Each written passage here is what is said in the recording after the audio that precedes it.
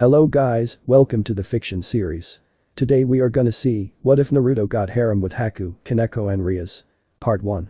If you want more awesome fan fiction like this, don't forget to hit that subscribe button, so without wasting any time let's get into the video. The buxom, red-haired girl stared down at the deceased body of one Naruto Uzumaki. Standing beside her was the enemy known simply as Haku, her hunter nin mask discarded as she looked sadly down at the youth that had arrived late to the fight, planning to back up his teammates.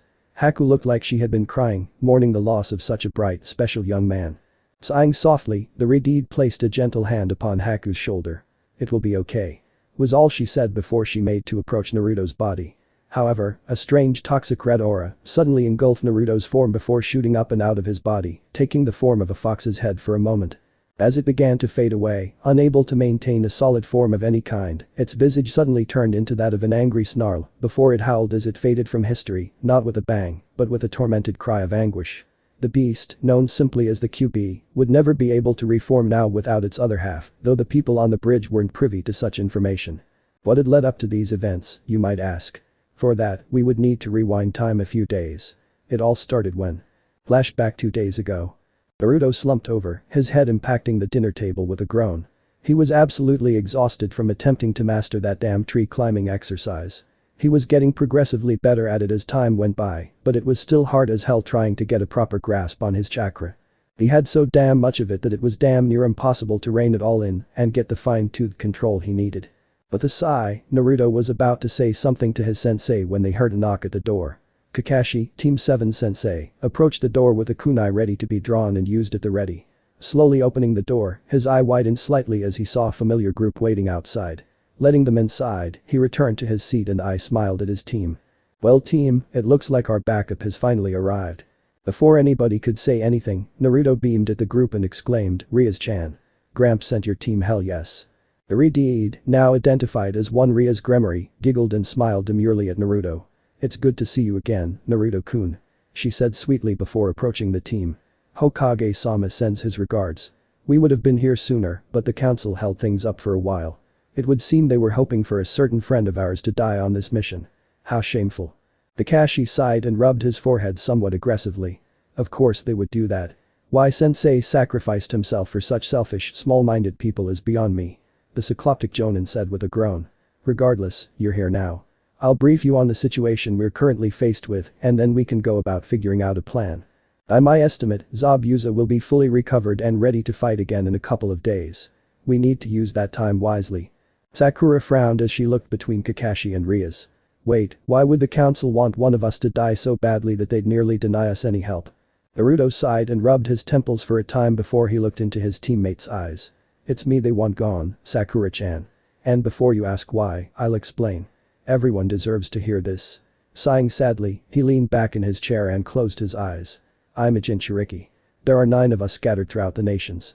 We each have a Bijuu sealed within us. I, myself, have the Kyuubi no Yoko sealed within me. Sunagakure has the Ichibi. Kurigakure has the Sanbi and the Rikubi. Kumagakure has the Nibi and the Hachibi. Iwagakure has the Yanbi and the Gobi.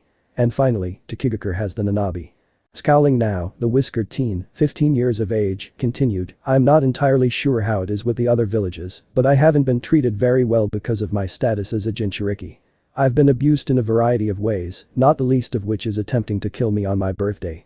I've been charged triple, sometimes quadruple price for items I need to survive, and even then, they usually only want to sell me rotten food, spoiled milk, stuff like that. That's kind of the reason I visit Ramen Ichiraku so often and eat so much ramen. They give me a slight discount and keep me fed when the village would rather I just die." Sighing softly, he shook his head and said, "There are others that say we Jinchuriki are only weapons to be used as those in charge see fit. They think we Jinchuriki shouldn't be treated equally to regular people. We aren't supposed to think and feel for ourselves. That Danzo Shimura prick is the prime example of that kind of asshole." Opening his eyes again, Naruto looked at Sakura to see she was stunned to the point she had tears streaming down her cheeks. He hadn't meant to make her cry for him, though he wouldn't admonish her for it. Sasuke, on the other hand, merely scoffed and treated Naruto poorly once again. Before he could say anything, Sakura threw her arms around him and hugged Naruto tight. "I'm sorry. I'm so sorry." The blonde sighed and tentatively wrapped his arms around Sakura, gently running his fingers through her long pink hair. "It's okay, Sakura-chan. You didn't know. I didn't mean to make you cry either." The Pincat shook her head and looked him squarely in the eyes. That doesn't excuse what I did to you all this time. If there's any way I can make it up to you, she started to say, only for Naruto to raise his hand and smile at her kindly. No need for that. Just be yourself around me and I'll be happy with that. Now here, Naruto looked at Ria's team and couldn't help but smile. The Redeed's team consisted of a few fellow females and a few guys. These included a beautiful ravenette by the name of Akeno Himejima, a pretty boy with blonde hair by the name of Yudo Kiba, a young-looking boy named Gasper Vladi that frequently, Reed always, cross-dressed, making himself appear to be a girl. And a unique young woman that often spoke in a monotone voice when around others by the name of Koneko Taoju. Akeno was slightly taller than Rias and had a slightly bigger bust. She was incredibly beautiful, but Naruto always got a weird feeling from her and tended to keep his conversations with her brief, usually claiming he was in a hurry just so he could get away. He didn't quite know why this was, but he trusted his instincts and they were screaming at him that something was just not right with the girl. Gasper was, in a word, beautiful. Yes, he was a male and was likely attracted to women, but with the fact that he dressed in girls' clothes and looked damn good in them, made it so that the word beautiful was absolutely perfect for him. Gasper had platinum blonde hair and pretty violet eyes. Oddly enough, he also had pointed ears, but nobody ever seemed to comment on this fact. Weird. Kiba was, in simple terms, a pretty boy. However, unlike Sasuke, Kiba was very kind to pretty much everybody and actually got along well with his many fangirls. He was a pretty charming guy and Naruto got along with him rather well. Koneko was definitely Naruto's favorite amongst the bunch, however. She was slightly shorter than Gasper with white hair and golden eyes. She always had a bored or uncaring look on her face in front of other people, but around Naruto, she always seemed to smile, which definitely made him feel special. They got along wonderfully and, if Naruto was being honest with himself, he had a small crush on her. Despite knowing them for years, Naruto had definitely noticed something strange about them. None of them seemed to age, which honestly perplexed him. However, he didn't really care about that and simply treated them with the same kindness he would expect in return. Golden rule everybody. The Hokage oftentimes called Ria's team a specialized team that he'd send out on only the most extreme missions that demanded their presence. Otherwise, he left them to their own devices, allowing them to come and go and do as they please. The only other team he knew about that were treated similarly was Sona Citri's team, which was pretty much twice as big as Ria's team. Smiling at his friends, Naruto said, "Now that you're here, I think it's time that I revealed something. I believe I encountered Zabuza's accomplice yesterday in the forest. She hid it well, but the way she moved and the little things she'd say and do made me believe that she's a kunoichi and a highly skilled one at that. Before you guys say anything, she was actually pretty nice. We got along pretty well and talked for a while. I don't want to kill her if we can help it. She doesn't seem like a bad person." Sakura seemed to come to a realization at that point as she looked into his eyes and said, "That night you slept in the woods. You met her early the next morning, didn't you?" Naruto grinned and said, "Yep. I'd like to think we could be friends, but that might just be wishful thinking, I'm afraid." Sighing afterwards, he shook his head to rid it of the negative thoughts. Turning his gaze back on Rias and her group, he asked, "Suo, do you think you can come up with a plan of some kind with that marvelous brain of yours, Rias-chan?" Giggling again, the beautiful Redeed took a seat beside Naruto and put her hand on his thigh, patting it gently. "Give me a little time and I think I can come up with a workable strategy, Naruto-kun." Kakashi gave her an eye smile and said, "I'm willing to listen to any suggestions you come up with, Riasan. Hokage-sama has placed his trust in you for a reason and I've heard nothing but good things about you." Before anyone could say anything, Sasuke scoffed and rose from his chair, turning and walking towards the stairs. "They're only going to slow us down, Kakashi. Not sure why you even called for backup when I'm more than enough to deal with Zabuza and his weak accomplice. Too afraid to face her superiors in a fight, running away like she did." Naruto growled irritably and looked about ready to blow up at Sasuke, but a soft squeeze on his thigh got his attention. Looking into Ria's eyes, he saw her shake her head at him as if she were telling him to just let it go. So, with a reluctant nod, he kept his mouth shut and simply rested his arms on the table before laying his head down again. Day of the fight. Ria scowled as she watched Sasuke getting his ass kicked by the girl known as Haku. Completely disregarding the plan she had worked so hard on, he had challenged Haku to a fight and was now getting his ass handed to him on a shiny golden platter. Normally one would say silver platter, but in this case, it would definitely have to be a golden one, his ass kicking was so bad. So, with a sigh, she simply motioned for Kakashi and Kiba to fight Zabuza together. They shouldn't have any trouble dealing with the missing nin if they work together. Originally, Rias had planned to challenge Haku with herself and Akeno, while the remaining members of the team took up positions around Tazuna to keep him safe.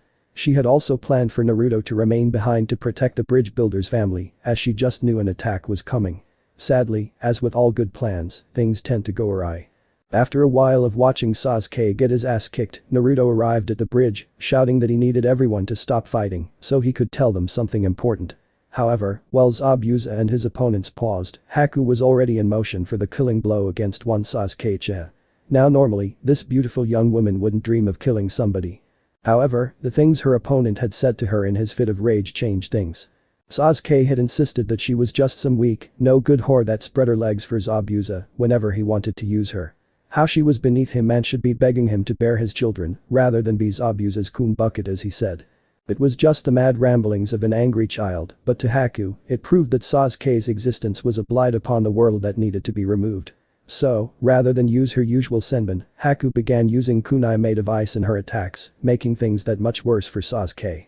Right when Haku went to make the killing blow on her opponent, something happened that would forever haunt her dreams. Sasuke smirked arrogantly and used the replacement technique to swap places with Naruto Uzumaki, allowing the blonde to take the killing blow for him. "Good riddance, dope," he said with a heartless chuckle. Flashback end. As Haku wept at what she had done, Rias glared toward Sasuke. "You're lucky I don't kill you where you stand, boy.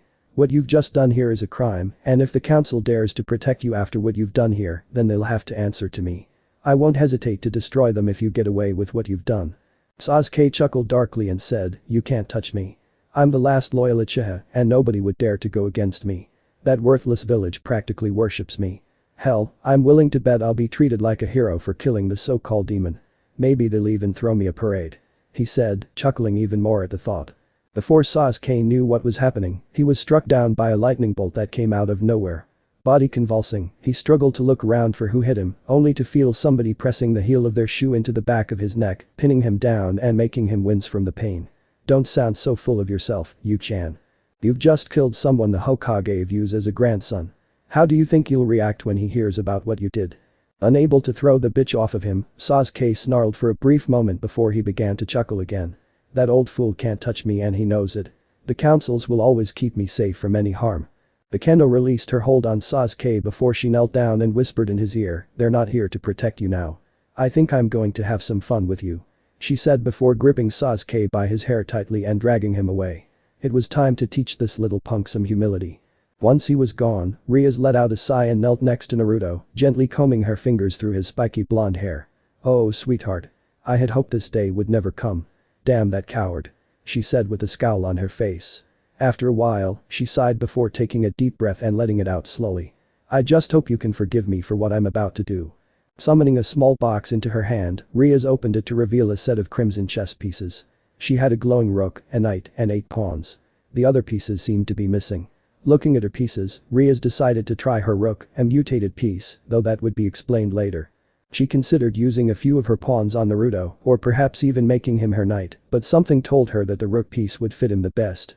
The improved strength and defense would prove quite beneficial to him and would likely put his strength on par with that of Tsunade Senju's technique, if not greater.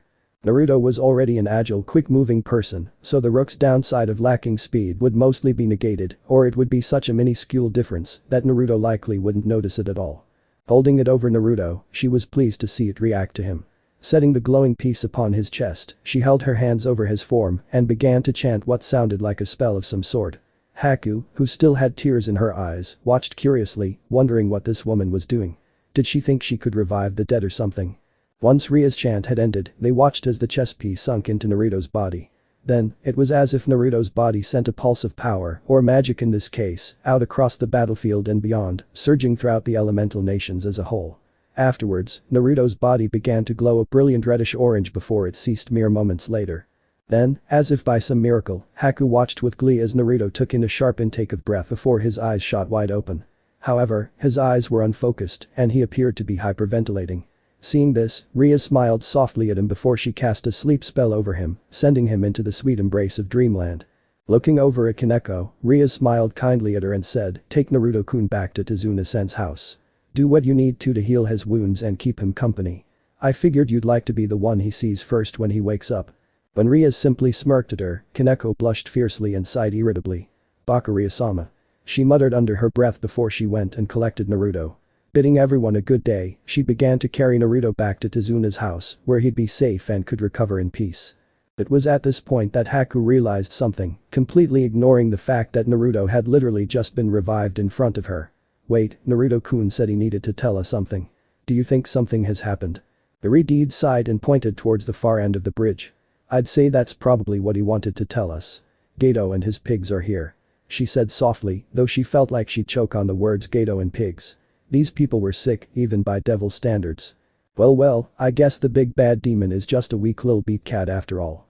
You couldn't even kill one little brat, could you? How pathetic. I guess it's a good thing I had no intention of paying you two for your services. You see, it's just so much easier to do things this way. You kill them, I kill you, I get to keep my money, it's a win-win-win. Beto said mockingly before laughing as if what he said was the funniest thing ever. Zabuza scowled before turning his gaze back towards Kiba. You, boy. You're quite skilled. Once we've dealt with the rabble, I want to have a spar with you, see just how skilled you really are. I can tell you've been holding back on me. The blonde chuckled softly and smiled at Zabuza. I did not mean to insult you, Zabuza-san. I rarely go all out unless it's absolutely necessary. I can tell you this though, my strength lies in my speed and maneuverability more than in my power. Enough of that though, I do believe it's time we show this wretched vermin why it's a fool's endeavor to try and kill our kind. Would you like to have the first go? Or do you want Gato for yourself while I cut down his forces? Zabuza grinned sadistically and said, which do you think, brat? I'm cleaving my way to Gato and putting an end to that wretched pig. You go nuts on the crowd, I think they're feeling a little gutsy and need to be put in their place. With that, Zabuza chuckled and charged forward, cleaving a path through the small army of thugs as he made his way towards Gato. Kiba sighed and shook his head in amusement. Very well. I suppose I should show just why I should be feared.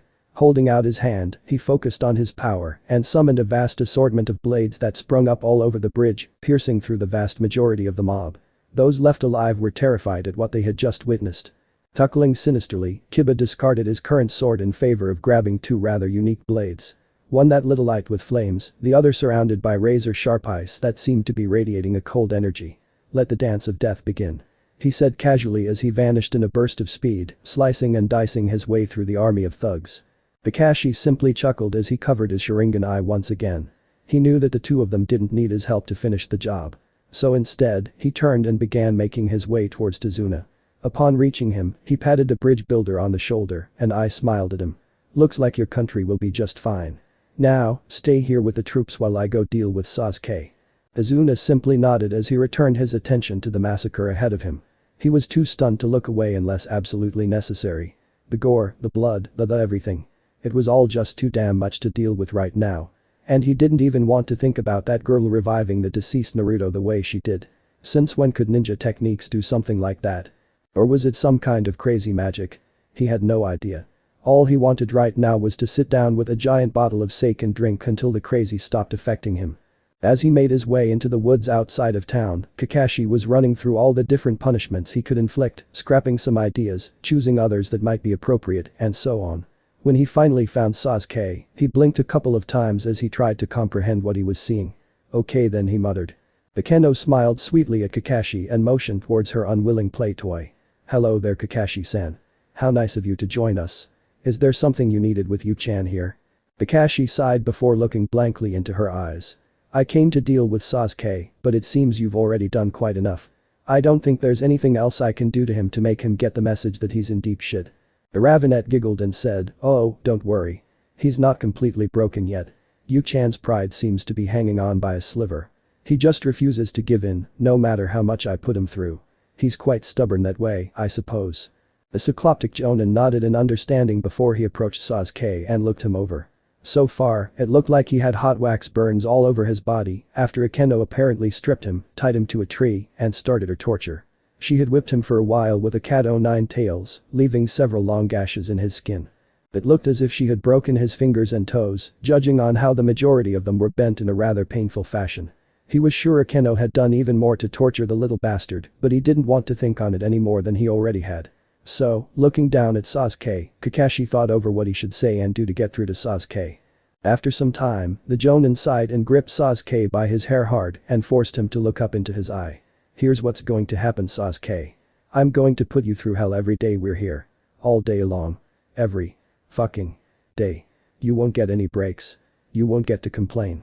You're going to be begging me for death after just a few hours of this on the very first day. You may think you'll be getting stronger, but with all you'll be doing, you're only going to burn yourself out and physically harm your own body. It won't be training, it'll be pure torture. If you collapse or complain, my good friend here will shock you until you get off your ass and get back to work. The only breaks you'll get are to eat and drink. You don't get to sleep. You don't get to relax. You don't get to enjoy a little fun in the sun. No Sasuke, you're going to suffer. If you're lucky, you'll die. If you're unlucky, you'll get to return to Konoha with us and face the Hokage's judgment. Maybe if you're really lucky, the councils will save your worthless ass. But understand this. Once you're participating in the Chunin exams, you're going to die. I fully expect you to die for what you've done, and I'm personally looking forward to seeing who kills you.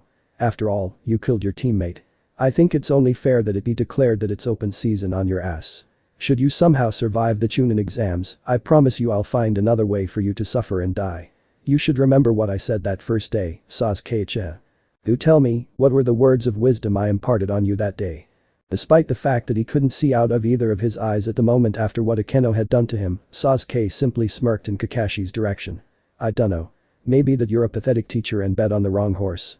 Kakashi sighed and shook his head in disappointment. You're trash, Sasuke-cha. Plain and simple. Those who abandon a mission are trash, but those who abandon a comrade are worse than trash. So no, I was being too kind. You're lower than trash. You're not even worthy to be called a worm. That would just be insulting to those cute little things. No, there's no word to describe how low and pathetic you are. From now on, you're my bitch, Sasuke-cha. By the time we get home and you're allowed to rest, I will make you loathe my very being. Your pride will be crushed and you'll be a sobbing mess on the ground, crying for mommy and daddy to come save you. Only they won't. And you want to know why that is? It's because they're dead. Your brother did the world a favor and killed all your clansmen, women, and children. Too bad about the women and children bit, but what's done is done, I suppose. Now, stop lying there and get to moving. I don't care about the state you're in, you're going to work buck naked and humiliated until it's time to leave. Chop chop. Sasuke scowled and would have likely thrown a punch in outrage at his teacher, but he had yet to be released from his restraints. When Akeno finally let him free, Sasuke attempted to attack her first, only for her to press 2 fingers to his forehead and shoot more electricity through his body, causing him to collapse to the ground, convulsing and screaming in agony. Kakashi simply smirked sadistically down at the punk and said, tick-tock. Tick-tock. Time's a wastin' Sasuke. Get off your ass and start giving me laps around the island. You don't stop until I say you can stop. If you complain even once, Akeno-san here will zap you. If you stop to take a breather, Akeno-san will zap you. Now get going. Not wanting to get electrocuted again, Sasuke wiped his eyes for a moment until he could see clearly again before he took off running. As he did, Akeno giggled to herself and said, he'll never make it if he doesn't pace himself. Ooh-oh, seeing this side of you is just making me all tingly. Too bad you're not my type, because we could have oh so much fun together. She teased. Kakashi simply chuckled as he began to follow Sasuke with Akeno by his side. The feeling's mutual, Akeno-san. You're a little much for my tastes. Great friend to have though. He said with an eye smile in her direction. Oh, you flatter. She said teasingly. Ooh, he's already taking a break. Kazip.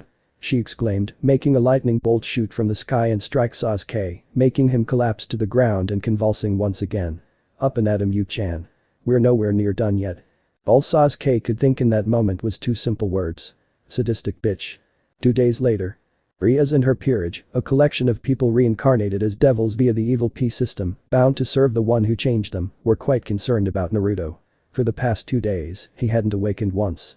They were beginning to worry that something was wrong, despite the fact that he was alive.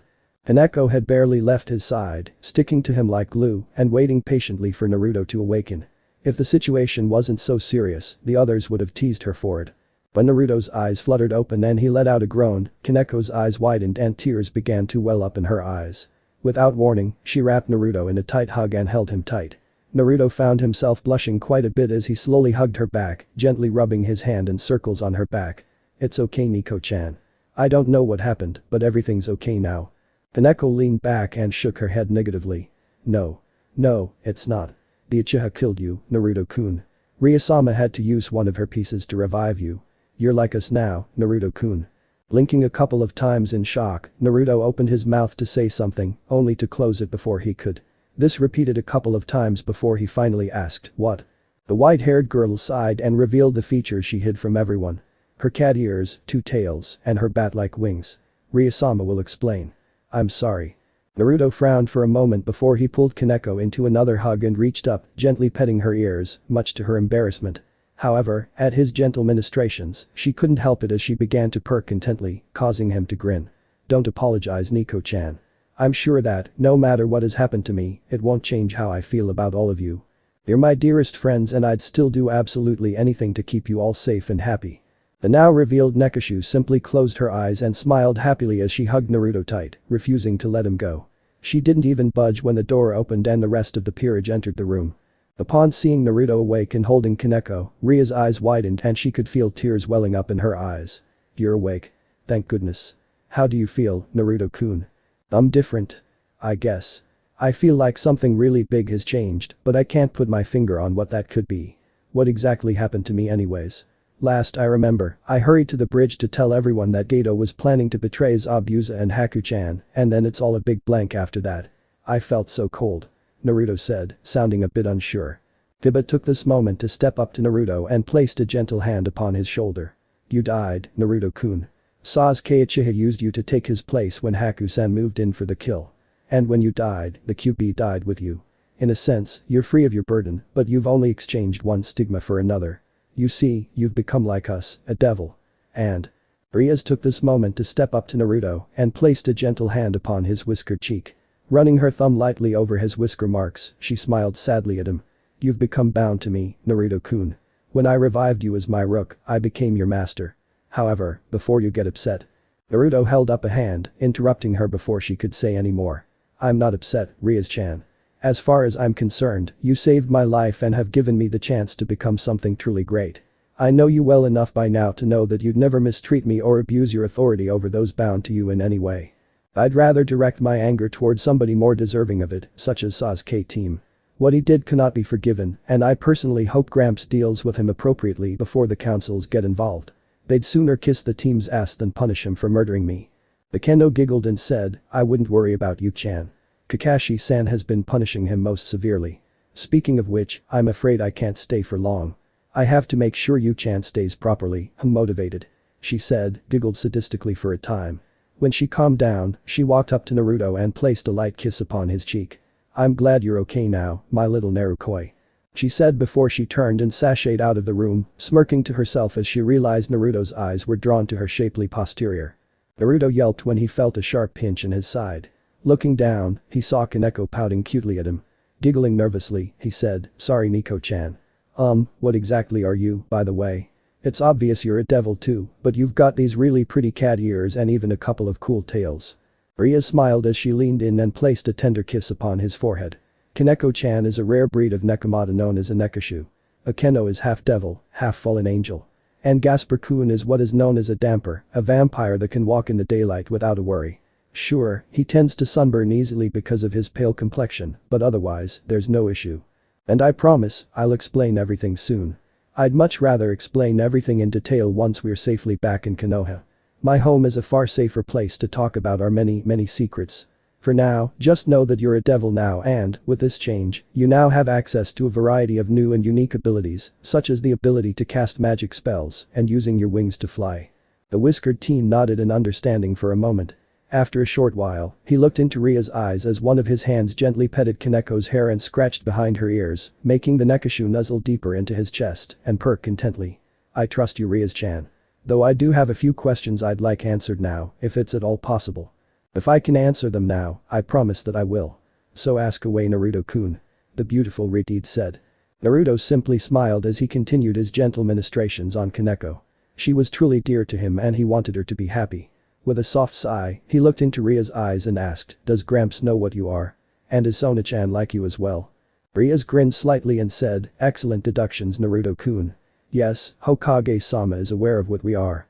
He allows us to build our homes in his village and recruit whomever we desire into our ranks, and we act to protect his village and those he holds dear.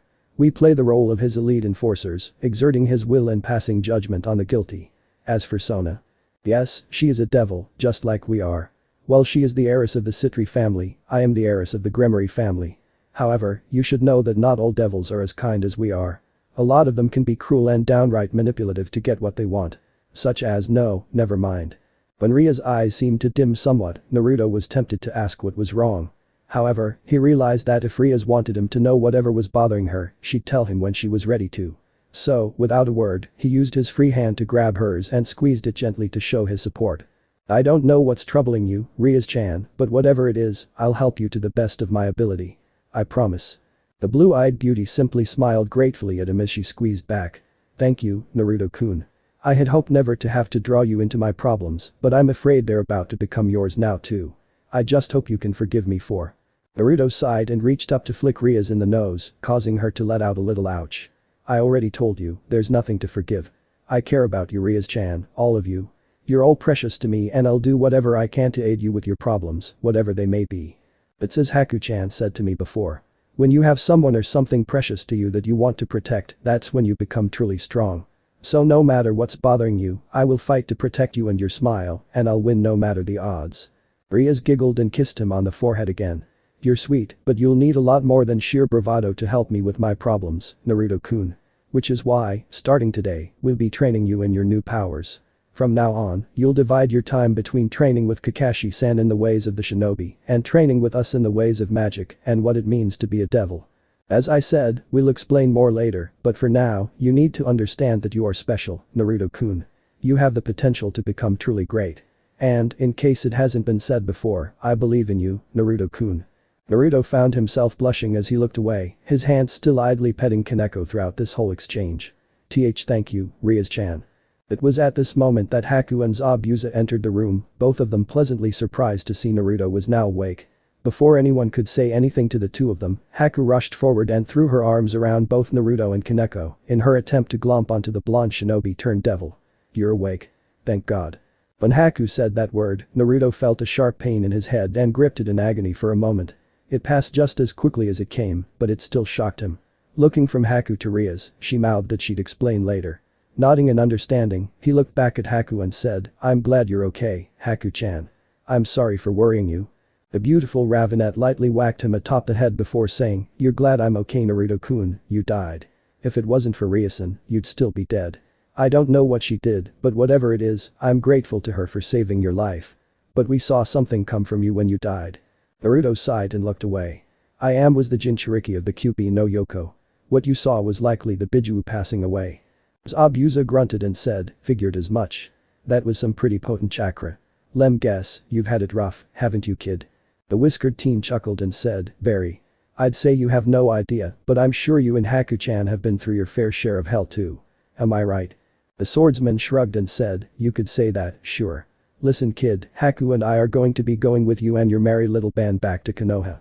All at her insistence, I assure you. Besides, Blondie there owes me a spar. He said, waving towards Kiba. Naruto looked at Kiba and chuckled a bit. Of course he does. He said amusedly.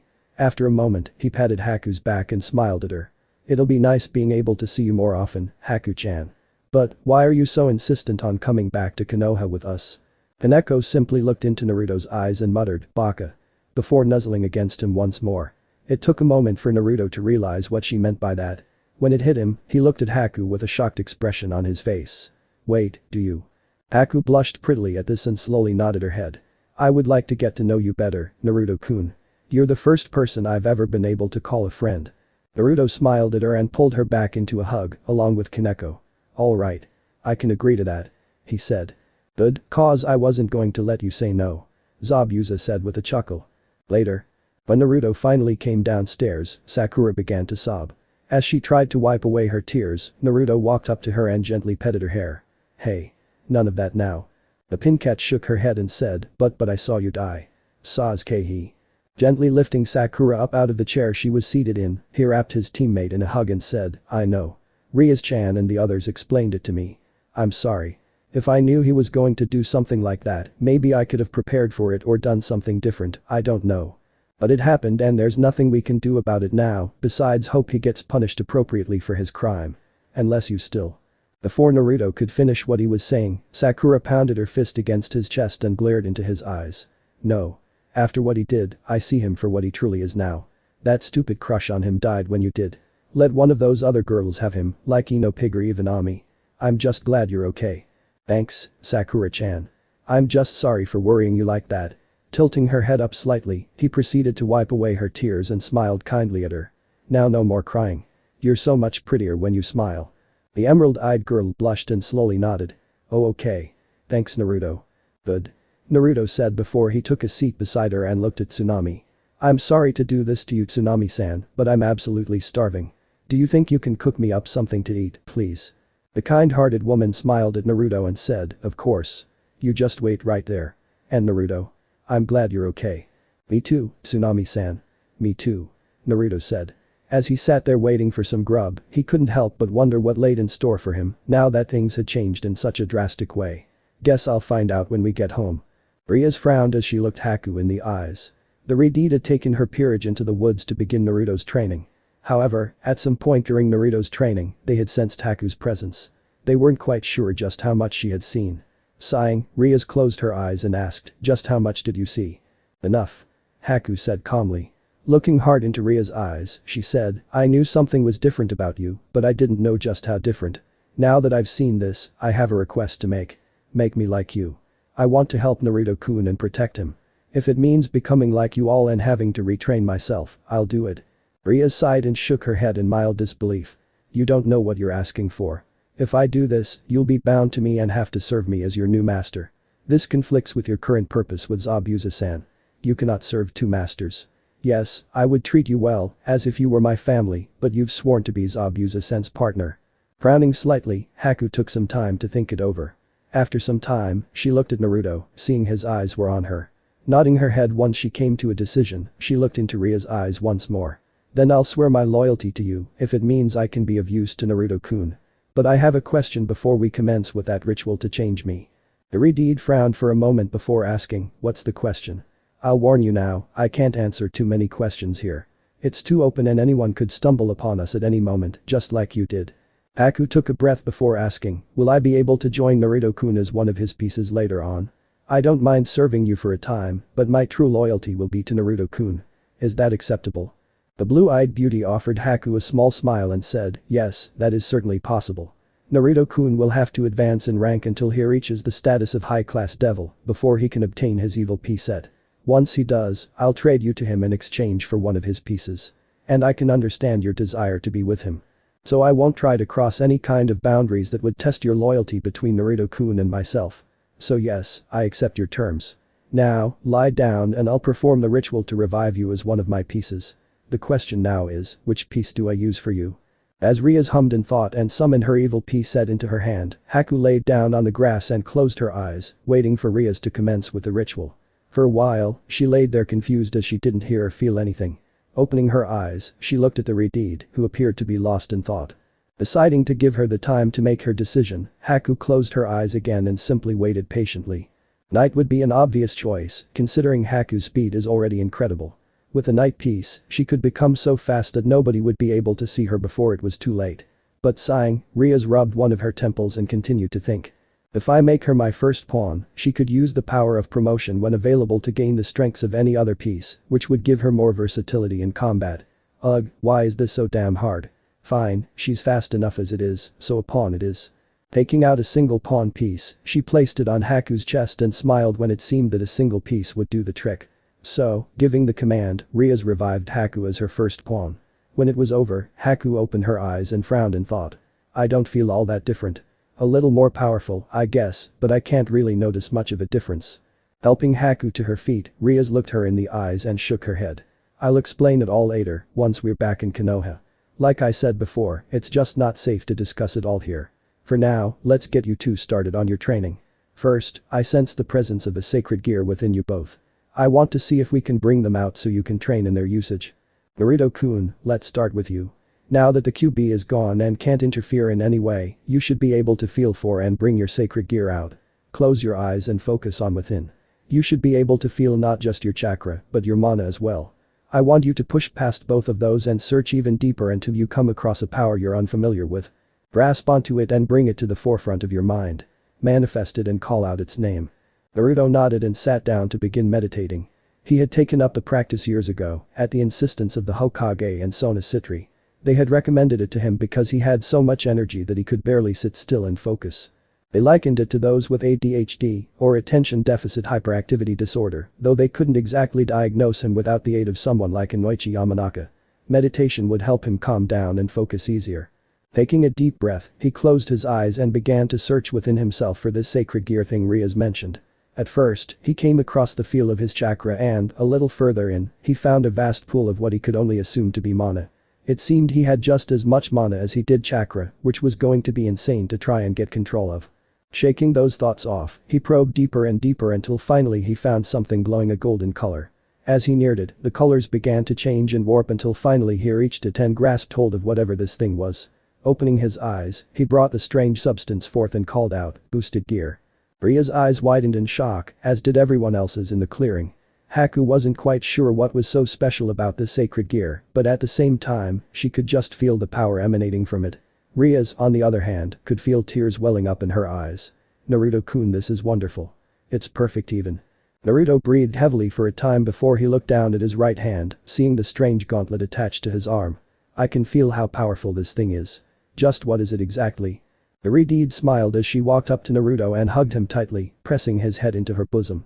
Naturally, this caused the blonde to blush fiercely, but he ignored that in favor of listening to Ria's explanation. The boosted gear is one of the 13 Longinus gears. They have the power to slay even gods. Every 10 seconds, the boosted gear doubles your power, speed, and magical ability. However, the more it boosts, the more of a toll it takes on your body.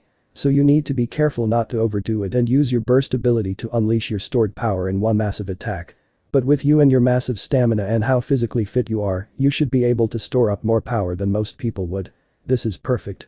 Naruto frowned at her excitement. Something was off about it, but he wasn't sure what it could be. Deciding he would press her for answers once they were alone, he turned to face Haku and said, "Haku-chan has a sacred gear as well, right? Shouldn't we see what hers is like?" Rias nodded and released Naruto before she turned to face Haku. "Haku, do as I instructed and try to pull forth your sacred gear. I assure you that it will be useful for you in the long run." The Ravenet nodded once before she closed her eyes and began to focus. After some time, shorter than it took for Naruto to summon his, Haku opened her eyes and exclaimed, "Twilight healing." Looking down at her hands, she saw 2 beautiful rings on either hand. Blinking a couple of times, she looked at Rias and asked, "What are these used for exactly?" Once more, the entire peerage's eyes widened, with the exception of Naruto, who knew nothing about her sacred gear. "Haku, your sacred gear can heal any injury, no matter how fatal it may be. It does have certain limitations however, such as being unable to restore lost limbs or reviving someone that's already dead. It's a rare sacred gear, and few have mastered it. However, I'm 100% positive that you can master it to its fullest potential. It's the perfect sacred gear for someone as pure-hearted as yourself." Haku found herself smiling at the possibilities of this sacred gear. Looking into Naruto's eyes, she said, "I will use the power of this sacred gear to protect and aid those dearest to me, such as you, Naruto-kun." Naruto smiled at her and blushed a little. "Thanks, Haku-chan. We'll both become more and more powerful together until nothing can stop us." Looking at Rias now, he asked, "So what kind of training will you have us do, Rias-chan?" Rias smiled as she took a step back and looked the two of them over. "First, I think we should get you two used to tapping into your mana reserves. Afterwards, once we see just how much mana you both have, we'll work on controlling it and teaching you some basic spells. For you Haku, I think we'll start with healing magic. Naruto-kun, you're going to start on minor attack magic. Sound good?" They both nodded in understanding.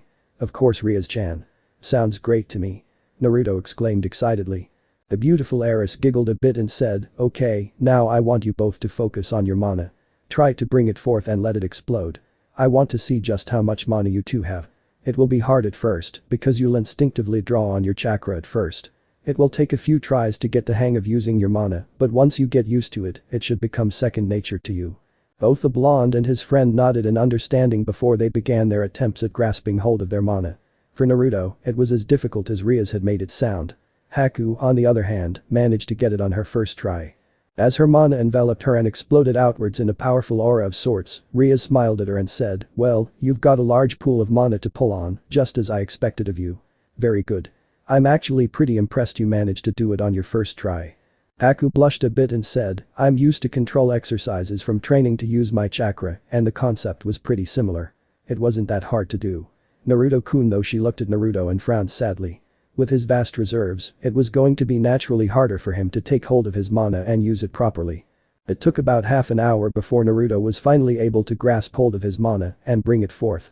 When it enveloped him in a type of aura a short while later, the others were forced to shield their eyes. The sheer density of his mana was blinding, and it spread throughout the land of waves, catching everyone's attention at the sheer power they were feeling. Rias shouted out, "Naruto-kun. You have to rein it in. You're unleashing too much power at once. You'll only wear yourself out and draw unwanted attention. Try to control it." Naruto nodded and did as she said, trying to exert his will over his mana and draw it in again. When he finally had it under control, everyone, even Naruto himself, breathed a sigh of relief. Afterwards, Rias smiled at him and said, "That's amazing, Naruto-kun. I didn't expect you to have such vast magical reserves. Unfortunately, this means you'll have a harder time controlling it as compared to Haku." The blonde sighed and sulked for a moment before he looked up with a look of determination on his face. "It doesn't matter. I'll train and train until I've got a handle on both my chakra and my mana. I'll become so powerful that nobody will ever hurt my precious people. I'll protect all of you, I swear it." Everyone smiled at him, but after a moment, Rias sighed and said, "Unfortunately, I don't think we'll get to train today. We have company closing in on our location. The unwelcome kind too, I'm afraid." Naruto grumbled and looked over as Sasuke entered the clearing with a sneer on his face. "What was that power I sensed just now?" Akeno simply smiled sweetly at him and said, "Oh you-chan, who said you could slack off? Do you need Akeno-sama to punish you again?" Sasuke growled at her and exclaimed, "I'm tired of you, you rotten psycho bitch. I'm done with this ridiculous punishment you and that airhead of a sensei forced upon me. From now on, you bend to my will. Why don't you get on your knees and beg me to forgive you?" Before anyone could do or say anything in response, Naruto acted on instinct and pointed his finger at him, firing a concentrated burst of mana that struck Sasuke in the chest, sending him flying backwards and into a tree, causing it to snap and fall over as he slumped to the ground unconscious. "Bastard." Everyone blinked a couple of times before turning to face Naruto. Naruto-kun. How did you do that? You just fired a compressed ball of mana at him without any sort of incantation or spell circle." Naruto blinked in confusion as he looked at his hands. "Honestly, I have no idea. I was just so angry that I kinda just did what came naturally to me. Besides, you have to admit he deserved it." "True, but what you did is highly unusual. It's almost unheard of, actually. If you can master that particular ability, you can become quite the force to be reckoned with. You could easily catch most opponents off guard with such a technique," Rias explained. "I see. Sounds interesting," Naruto said before he began to chuckle. "This is gonna be awesome. I can't wait to see what all I can do with this mana stuff." Haku giggled a bit and nodded in agreement. "I'm looking forward to it as well, Naruto-kun. Unfortunately, we can't exactly train in the ways of magic right now." Naruto sighed and said, "Yeah. Sorry about that." Rias simply smiled at him and said, "No need to apologize, Naruto-kun. You did nothing wrong.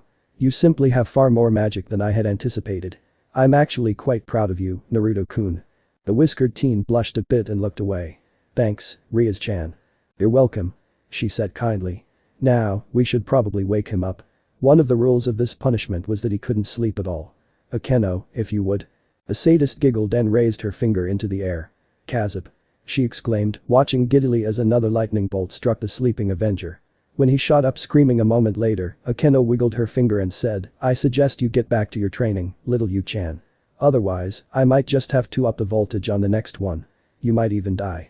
Wouldn't want that now, would we?" Sasuke growled and, instead of doing as he was told, he tried to charge towards Akeno to end her life. Sighing in disappointment, she struck him with yet another lightning bolt, causing him to collapse to the ground, screaming in agony. When it was finally over, Akeno walked up to Sasuke, grabbed him by the hair, and flung him into another tree. Glaring at him, she said, "I said get up and give me another 20 laps around the country. If you don't obey me, I'll inform Kakashi-san that you're being a disobedient brat and he needs to deal with you appropriately. You may think you're hot shit, you-chan, but in this big wide world, you are nothing. Now get moving." In truth, Akeno was feeling quite angry with him. He had killed someone very dear to her when he took Naruto's life, and she was never going to forgive him for that. And now, here he was, throwing a damn temper tantrum and attempting to kill her simply for punishing him as he deserved. Well, she wasn't having any of it. No more Miss Nice Akeno. Groaning in pain, Sasuke slowly stood up again, wincing as he did. Without a word, he turned and began walking off to continue his training. Once he was gone, Akeno turned to face Rias and said, "With your permission, I'm going to get in touch with Kakashi-san and make sure Sasuke stays properly motivated." Rias nodded and said, "Go for it. I'm tired of his attitude. I'm almost amazed he hasn't let go of his pride by now. He's just so arrogant and rotten to the core. He reminds me of him. It pisses me off. The various members of her peerage nodded in understanding, with the natural exception of Naruto and Haku. Seeing their looks of confusion, Rias smiled sadly and said, I'll explain soon, I promise. Right now, it looks like we have some more company. Looking at where Rias was pointing, they saw Sakura walking up to them, looking somewhat shyly at them. Smiling at her, Naruto asked, what's up Sakura-chan? Is something wrong? The pink-haired girl frowned as she looked around for a moment. Turning her gaze back onto Naruto after a moment, she said, I felt that spike of whatever it was. I was worried about you, so I came looking for you. Is everything okay? Naruto chuckled a little nervously and said, yeah, sorry. I was practicing a new technique and it kind of got out of hand. Nearly blew us all up. The others were impressed with how easily he lied about what he had done. Still, they turned their attention to Sakura to await a response. Sakura sighed and shook her head in exasperation. Offering her friend a smile, she said, just be careful, okay? I don't want you to get hurt like that again. Of course, Sakura-chan. I'll be more careful from now on, I swear. Naruto promised. Thanks Naruto. So what were you all doing out here? The pin cat questioned curiously. Not much. We were trying to get some training in, as well as discuss some things, but then Indra screwed up on that technique and caused a scene. Then, well Sasuke showed up and pissed us off. Akeno-chan chased him off after he made threats and attempted to attack us. I swear, that bastard's a real pain in the ass. Naruto grumbled out. Sakura sighed and shook her head again. Of course he did. I'm beginning to wonder if they ever gave him a psyche evil. I highly doubt he'd pass a test like that, nor would he have ever been allowed to become a shinobi of Konoha if they had just bothered to check something like that. Then again. Naruto nodded, understanding where she was going with this line of thought. The councils probably worked their magic for him and made it so nothing could potentially ruin Sasuke's career before it could even get started. They love kissing his ass. Too bad for them, Yu-chan isn't attracted to anyone at all and can't get it up. Otherwise, he'd be able to give them all what they want. Despite herself, Sakura couldn't help but giggle at that and nodded her head in agreement. Shame for them, I suppose. I mean, how's he ever going to restore his clan if he can't get it up for anyone? I swear, if he could make a solid clone of himself, he just might be able to get it up then, but even then I doubt it'd be possible. She said, giggling even more afterwards. Naruto's eyes widened a bit as he tried to comprehend the fact that Sakura had just dissed Sasuke. After a moment though, he began to chuckle. Afterwards, it turned into full-blown laughter. When he finally calmed down, he wiped a tear from his eye and said, Sakura-chan, you are awesome. I'm glad you've changed, Sakura-chan. Sakura simply smiled at him and said, me too, Naruto-kun. Me too. 2 weeks later. During the past couple of weeks, Naruto and Haku had trained hard in the use of their mana, getting the hang of calling it forth and using magic as well. Naruto had learned a few minor attack spells, but he found that even if they were minor spells, with his immense power, they became as deadly as a higher level spell. Haku, meanwhile, had learned a few minor attack spells, but her main focus was on healing spells. She would practice these spells by healing Naruto after his spars with Kiba and Koneko. Naruto had also trained alongside Sakura under Kakashi. They were taught the water walking exercise, and he had even taken the time to test their chakra affinities. They found out that Naruto had a strong wind affinity with minor affinities for fire and water chakra natures. Sakura had a strong earth affinity with a very minor affinity for wind. So he had gotten them started on the first steps to mastering their affinities with what knowledge he had available. They had been practicing on leaves as they tried to get the hang of things. Kakashi had also taken the time to instruct Sakura in the effort to increase her chakra reserves. He had her exhaust herself by sparring on the water. This forced her to learn how to walk on water instinctively, and the more she sparred and the more she exhausted herself, the more her chakra reserves would increase. The silver-haired Jonin had even given them a couple of jutsu to practice for their various elements. He wanted to make up for lost time, considering he had been giving Sasuke private lessons before everything turned bad. Other than that, Naruto had spent time with Sakura and Haku, getting to know the both of them better and building a friendship with the both of them. At one point during the past few weeks, Haku had built up the nerve to kiss him, much to Naruto's shock. However, he didn't dislike it and actually kissed her back. The two of them were excited at the prospect of being in a relationship with one another, but something told them that Naruto was going to end up with a harem, whether he liked it or not. Naruto and Sakura, on the other hand, had joked and laughed with one another and had generally just enjoyed spending time together. Whether Naruto realized it or not, Sakura had slowly begun to fall for the blonde ninja, but she wouldn't admit it to either herself or Naruto. Her inner self, on the other hand, was constantly teasing her and trying to plant suggestions in her head to make her plant a kiss on Naruto's cheek at the very least. However, Sakura held strong and chose to simply enjoy her time with Naruto. Naruto had also spent some quality time with the various members of Rias' peerage. With Kiba, he found a sort of brother figure. They got along really well and, after learning a bit about his friend's past, Naruto vowed to help him in his quest to destroy the holy swords known as Excalibur, if only to help bury the past and be done with it all. Besides, Naruto could see the anger buried deep inside of Kiba, just waiting to explode. If he could do something to help his friend, he'd do it. Whenever Akeno wasn't busy torturing Sasuke, Naruto would spend time with her and tease her a bit about her sadistic ways. He even offered some suggestions on various ways she could torture Sasuke that didn't involve lightning or whips. She found herself giggling quite a bit at some of his suggestions. Aside from that, Naruto and Akeno had grown close enough that Akeno had entered the shower behind him one day and pressed herself against his back, earning a full-body blush that resulted in Naruto fainting from the shock. When asked why she did such a thing, Akeno simply tapped a finger against her chin and claimed it was just to tease him a bit, but he felt there was a bit more to it than that. Still, he didn't press her on it and simply let himself fall into a comfortable exchange with her.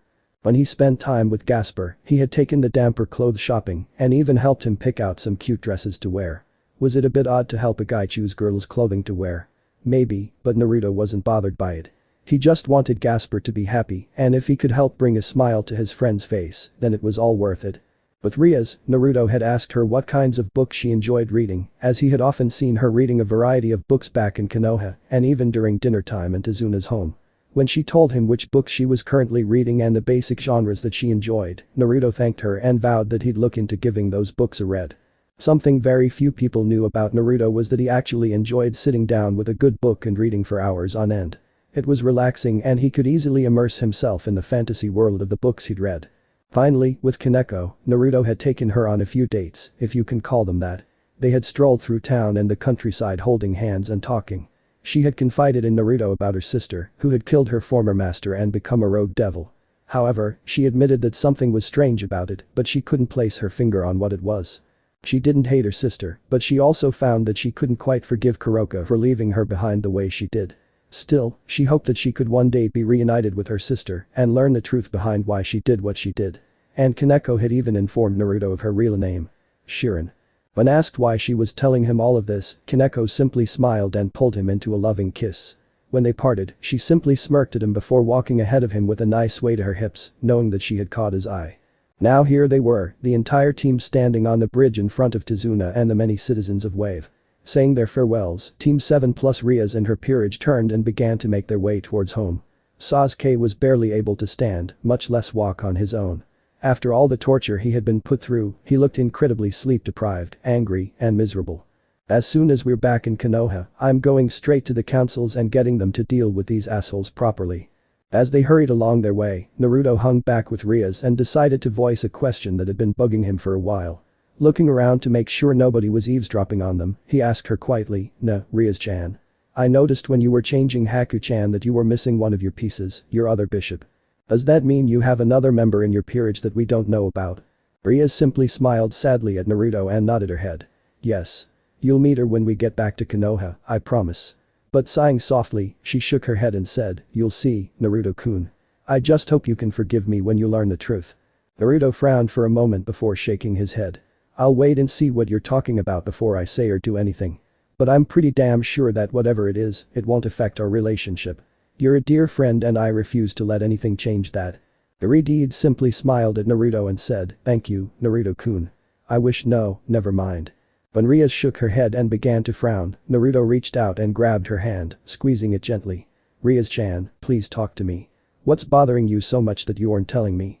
Rias could feel tears threatening to spill over and said, my parents arranged for me to marry a member of the Phoenix family. His name is Riser Phoenix, and he's a really horrible man. Women are like trophies or playthings to him. His peerage is full of women of various kinds, and he only values them as his sex slaves, essentially. He wants me as a prize and would love to break me in body and spirit. If he has his way, he'll wreck my peerage as well, taking Akeno and Koneko as his slaves as well. And sighing, she looked Naruto in the eyes and said, it wouldn't be good. I've been trying to find some way out of this blasted marriage contract, but my father has been fighting me every step of the way. Even Riser's parents and other family members can see how despicable a person Riser is and don't blame me for wanting out. But my father is so insistent on it. Naruto scowled and said, if Riser so much as tries to lay a finger on any of you, he's a dead man. I don't care if I get in trouble for it. I refuse to let him touch any of you, and I refuse to let an arrogant shithead like that get away with upsetting you like this. In a way, he sounds similar to Kiba, only worse. Despite herself, the Redeed couldn't help but giggle a bit. Thank you, Naruto-kun. You're sweet. Hey, gotta try and make you smile somehow. He said with a grin. I promise to get strong enough that you won't even need to worry if it comes down to a fight with that guy to get you out of this marriage business. I believe in you, Naruto-kun. When you say something like that, I can't help but believe you. I'm looking forward to seeing Riser get what's coming to him. But try not to hurt Riser's peerage too badly. Most of them are decent people that ended up in the wrong peerage. They trusted the wrong man. Okay. Rias said, a small smile on her face. I can't make any promises. If they try to defend that monster, I'll have no choice but to knock them out or something, so I can get at that lecherous pig. I'll try to take it easy on them, but I make no guarantees. Naruto said, looking into her eyes with a determined look on his face. For now, let's focus on getting back to Konoha. I'd like to see some of my friends again, like Anko-chan for instance. Rias simply giggled as she continued to move alongside her new peerage member. She rather enjoyed his company. However, she couldn't help but notice the nasty look Sasuke was giving everyone as he struggled along. If it wasn't for him, they'd be able to move faster. However, Sasuke had brought this punishment on himself with his actions. So they'd slow themselves down so little Yu-chan could keep up. Naruto frowned as he looked at what his friend King was looking at. Shaking his head at the glare Sasuke was sending his way, Naruto simply flipped him the bird and continued walking. Sasuke wanted to kill him again, but he knew he wouldn't be able to get away with it twice. Nighttime. After setting up camp for the night, the group had set up shifts for night watch duty, while the others would get some much needed rest. While the majority of the party slept, Sasuke made sure to stay awake. If he was going to have his revenge, this would be the perfect time. So, with kunai in hand, he approached Akeno's tent in the cover of darkness. Slowly slipping inside of her tent, the Uchiha approached her and got ready to end her life for the humiliation she had put him through. However, the moment he went to strike, he felt something pierce his gut, causing him to collapse to his knees and drop his kunai.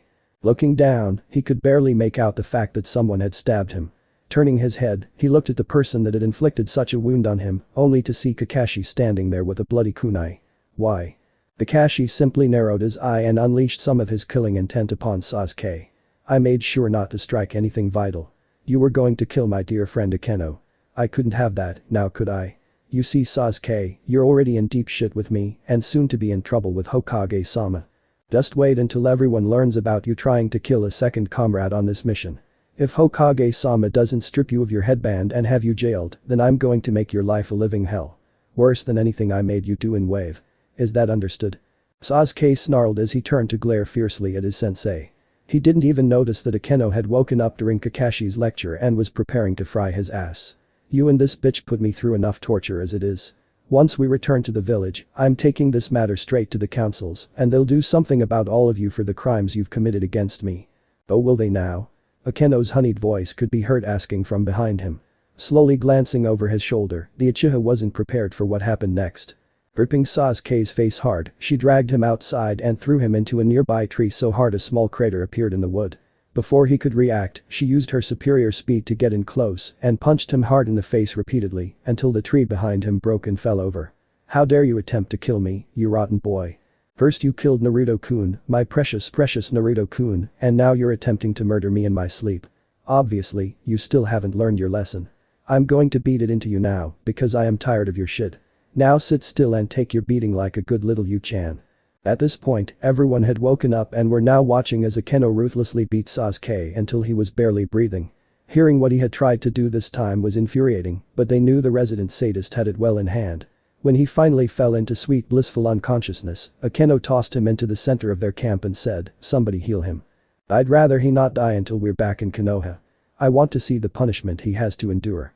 And if he somehow gets off with a light slap on the wrist, well, they won't like what I do to little Yu-chan.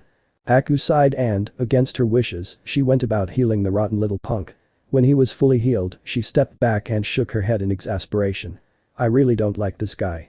None of us do, Haku. Kakashi said. He's been spoiled silly, and the people of Konoha have sucked up to him so much that his ego has grown ridiculously huge. The councils will try to save him from being punished, but in the end, Hokage-sama should do the right thing here. Hopefully. Rias sighed and shook her head. You know he's going to go straight to the councils upon our return to the village. He'll tell his side of things and try to manipulate them into pressuring the Hokage to let him off the hook. A council meeting will be called damn near instantly, abusing their supposed authority, and it'll all erupt into chaos. We'll need to tell our side of things to Hokage-sama immediately so he can prepare to deal with everything accordingly. Naruto sighed and shook his head. I don't know what will happen. I just hope everything turns out okay. Everyone shared that sentiment, sincerely hoping that things wouldn't just take a turn for the worse when they got home. Konoha days later. Upon signing in at the gate and preparing to venture to the Hokage Tower, Sasuke attempted to break off from the group so he could go straight to the councils. However, Kakashi gripped his shoulder painfully and said, "Where do you think you're going? Get your hand off me, Kakashi. I'm going to make sure you and the others are punished appropriately," Sasuke said, practically snarling at the silver-haired Jonin. I don't think so. No, we're dragging you before Hokage-sama so he can ensure that everybody knows the truth. Now come along, Sasuke. Kakashi said as he began practically dragging Sasuke along. The teenage Uchiha thrashed and screamed, but he couldn't get free from his sensei. As they walked along, the citizens were naturally upset at how their precious Uchiha was being treated, but they didn't do anything more than whisper about it amongst each other. When they finally entered the Hokage's office some time later, the large group stared hard at the Hokage. Hokage-sama, we have a lot to discuss, Kakashi said. What then followed was a long explanation of the events that took place during and after the mission. When they had finished retelling the events that had transpired during the mission and their return home, Hiruzen turned his gaze on Sasuke and shook his head in disappointment. After a moment of silence, he unleashed his massive killing intent upon Sasuke, making the young man damn near soil himself from fright. Tell me something, boy, do you realize what you've done? Do you even care? Sasuke was shaking as he replied, I did the village a favor. The dope should have stayed dead. It's not like anyone actually cares about the loser. Hiruzen sighed and closed his eyes, shaking his head once again. I see. In that case, I suppose it's time to call the council together and discuss your punishment. You won't get off easy for this, I assure you. Everyone, please follow me. As the Hokage led them out of his office and towards the council chambers, he told his secretary to call the councils together so they could discuss the events that had taken place. When they entered the meeting room, Hiruzen took his seat at the head of the semicircular table, while the others stood in the center of the room, waiting for the various council members to arrive. The first to arrive were the members of the civilian council, who smiled at Sasuke while shooting nasty glares at Naruto. All Naruto did was flip them the bird and remained quiet. Naturally, this pissed them off, but they didn't say anything. Instead, they simply took their seats and waited for the remainder of the councils to arrive. The next to enter were the three elders. Danzo Shimura, Himura Midokado, and Kaharu Udatane, each taking their place beside Hiruzen. Finally, the last group to arrive were the various clan heads. Inoichi Yamanaka, Shibi Aburami, Choza Akimichi, Hiyashi Hyuga, Shikaku Nara, and Tsumin Yuzuka. Once everyone had taken their seats, Hiruzen prepared to speak up, only for Sasuke to interrupt him. I demand that you punish these monsters for what they did to me in the Land of Waves. They have committed crimes against me and I will not stand for it. Hiruzen scowled and nodded at Kakashi, who hit Sasuke in the back of the head, causing him to lurch forward and damn near vomit the contents of his stomach. I'm sorry, it seems my little genin doesn't understand basic procedure. To begin, Hokage-sama. Kakashi said with an eye smile. The third Hokage took this moment to begin. Over a month ago, I sent Team 7, consisting of Kakashi Hatake, Sasuke Uchiha, Sakura Haruno, and Naruto Uzumaki, on a mission to escort a man by the name of Tazuna back home to the Land of Waves. They were to protect him while he built his bridge that would connect the Land of Waves with the Land of Fire. However, along the way, they encountered resistance in the form of the Demon Brothers. This encounter easily bumped the mission up to at least a B rank in nature. However, rather than quit and return to the village, they chose to continue with the mission because it was the right thing to do. Now, it should be noted that Gato was responsible for the Land of Waves being oppressed. He had hired Zabuza Mamachi and his accomplices to kill the bridge builder, which bumped the difficulty of the mission up to an A rank. After their battle with Zabuza, they called for backup and I sent it in the form of Rias Gremory's team of enforcers.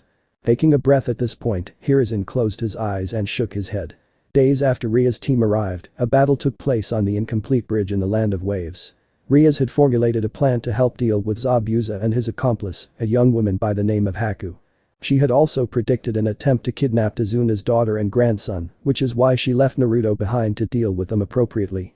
Now, Naruto learned from those men that Gato was planning to betray Zabuza and have him killed once he was too exhausted to fight back properly.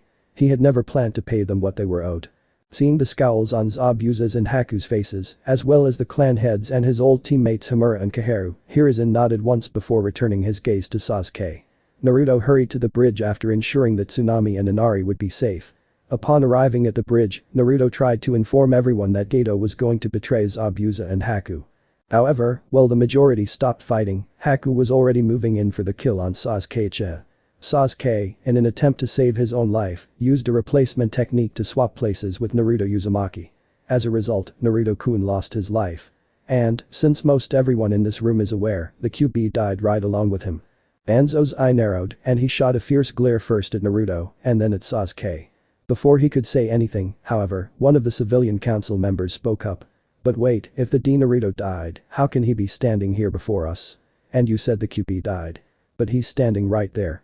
Hiruzen scowled and with a wave of his hand, an Anbu heeded his order and appeared with his blade through the civilian's chest, ending his life. Since you idiots still don't seem to understand, allow me to ask you one thing. What was the fourth seal meant to do? Obviously it was meant to force the Kyuubi into a human form so we could easily be rid of it. One Mabuki Haruno exclaimed, a small grin on her face. Sakura scowled at her mother and exclaimed, bullshit.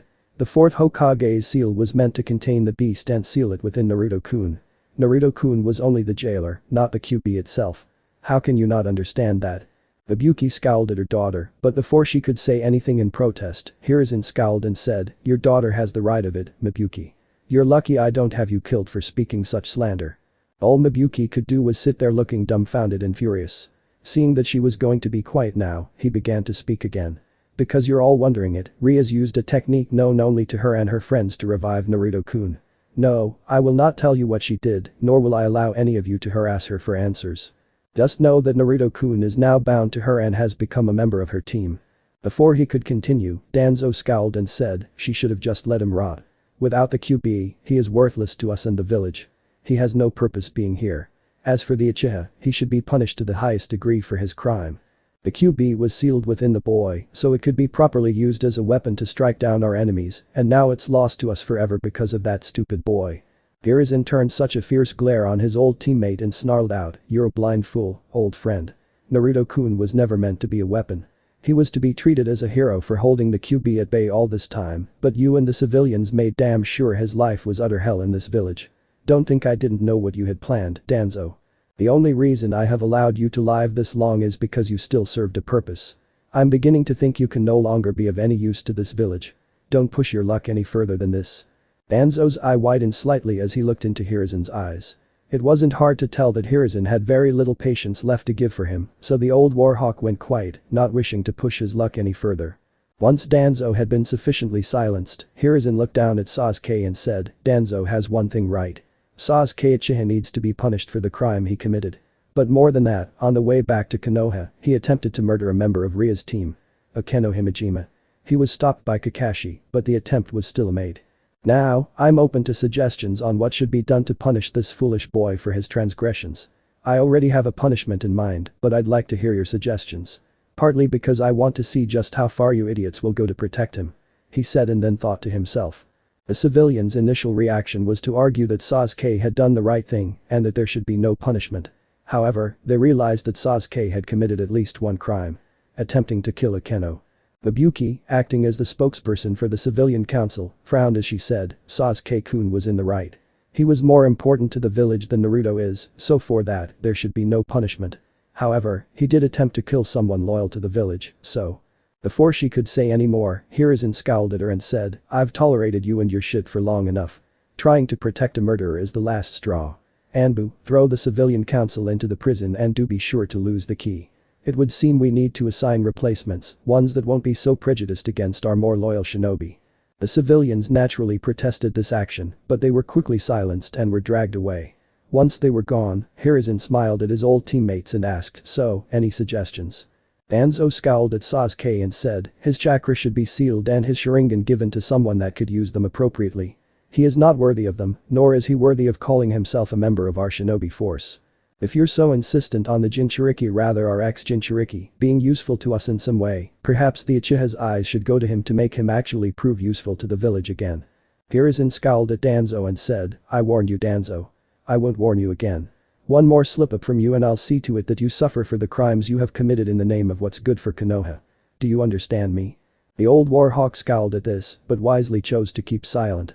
Once he had been sufficiently subdued, Hiruzen turned to his old teammates and asked, what would you two suggest? Amura sighed and said, as much as it pains me to admit it, I'm in agreement with Danzo. The Uchiha's chakra should be sealed and his Sharingan given to someone worthy of them. As the aggrieved party, perhaps they should go to Naruto-kun. The Haru frowned, but nodded her head in agreement. I agree. Though I'm not sure if we should give them to young Uzumaki-kun. Perhaps someone would be better suited for them. Hiruzen shook his head before turning his attention to the clan heads. And what say all of you? It does sound like a fitting punishment for one with an ego as large as his. My real question is. What comes after? Tsume questioned. Shikaku muttered, troublesome. Before he looked into Hiruzen's eyes and offered up his suggestion, after having his chakra sealed and his eyes given to Naruto, I say we put him under house arrest. Make him sit and stew in his anger and frustration in his home. Throwing him in prison would be too merciful, if you ask me. No, he should be made to wallow in misery in the home where his parents died. Everyone took some time to think it over before they each nodded in agreement. However, Danzo offered up one final question. I agree, but at the same time, I have a question. Should we take samples of his semen so we can use them to impregnate willing females to have Uchiha children? Or do we remove any chance of him ever reviving the Uchiha clan? Hiruzen seemed to ponder this for a time before a sadistic grin appeared on his face.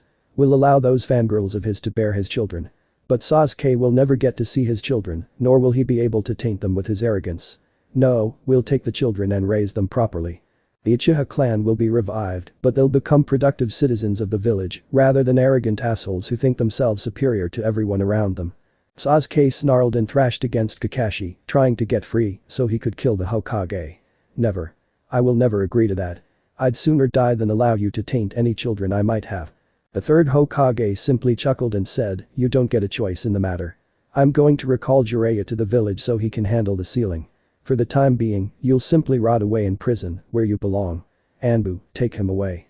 As an Anbu appeared, Sasuke shouted out threats and profanity before the Anbu vanished with the Uchiha. Once they were gone, Naruto asked, are you sure about this? I mean, I don't mind, but I can't imagine myself with a Sharingan of all things. Hiruzen and the others simply chuckled. Kid, I'd say you're worthy enough of the gift. Besides, your life was stolen away by that brat. I think it's only fair you get what makes the Uchiha so prideful. Tsume said, smiling down at him. Naruto sighed and rubbed the back of his head. Thanks, I guess. I doubt the citizens will be happy with this though. Amura chuckled softly and said, don't worry about them. We'll deal with them somehow. For now, I think it's time we discussed something rather important. Your heritage. We had originally planned to tell you about your parents and give you your inheritance once you made Chunin, but. Hiruzen sighed and nodded his head in agreement. After what's happened to you, I realize we should have told you much sooner. I am sorry for keeping your parents a secret from you for so long, Naruto-kun. Naruto frowned as he looked at the Hokage. You knew who my parents were all this time? Hiruzen nodded and waited for the eventual blow-up that he knew was coming. However, Naruto surprised him by saying calmly, I should blow up at you, even call you a bastard for lying to me all these years. But sighing, he shook his head and said, I won't. You had your reasons, I'm sure, but I doubt they were good ones. I just want to know who my parents were and if they loved me. Before anyone could say anything, the doors opened and in walked a beautiful, red-headed woman with violet eyes. She stood just slightly shorter than Naruto and was currently wearing a deep scarlet-colored shirt and brown pants. Her figure was amazing, and anyone that looked at her would say she was drop-dead gorgeous. When she spoke, her voice was just as beautiful. When the occupants of the room turned to look at her, she smiled at Naruto and said, of course we loved you, sweetie. Never doubt that. Yes, the person standing there was Kushina Uzumaki. Wife of the fourth Hokage, Minato Namikaze, and mother of Naruto Uzumaki. You're my mom? Naruto asked unsurely. His head was suddenly pounding and he could feel his heart racing. Unsure of how to feel, the teenage Uzumaki collapsed to his knees and clutched at his head. Why? He asked, not sure what her answer would be. Kushina could only smile sadly at her son as she slowly approached him. She knew he would take this hard and his relationship with Rias might be damaged somewhat, but she knew she had to clear up any misunderstandings. However, only time would tell how he'd react to what she had to tell him. So this part ends here. Alright, that's it for today's video guys. Let me know in the comments section how was the story, and also don't forget to like, share and subscribe. I will meet you in another video. Bye bye.